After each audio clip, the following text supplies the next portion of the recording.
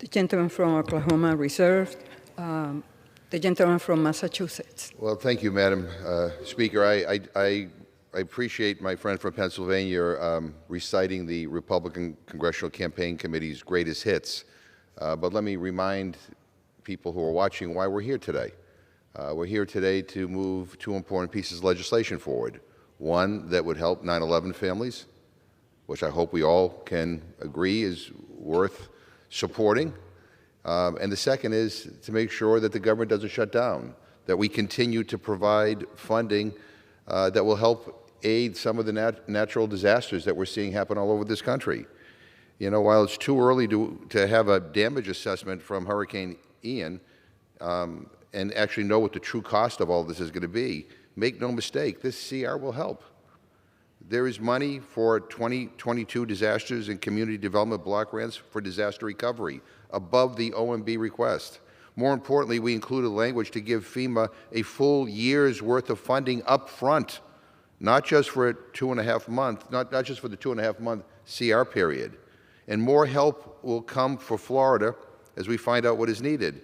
You know, communities across America are currently dealing with record-breaking numbers of storms. According to the Washington Post this morning, and I quote, since 2017, an unprecedented number of storms rated Category 4 or stronger have lashed the U.S. shoreline. Harvey, Irma, Maria, Michael, Laura, Ida, and now Ian.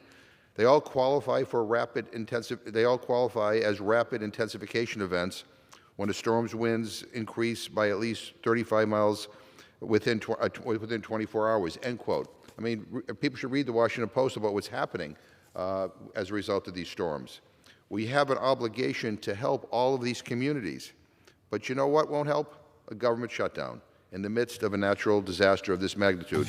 And again, I would point out to my colleagues here, we think it's unacceptable to ever shut down the federal government. My Republican friends obviously have a different point of view because when they were in charge, when they controlled the House, the Senate, and the White House, they shut the government down. The longest government shutdown in our history, and it was costly.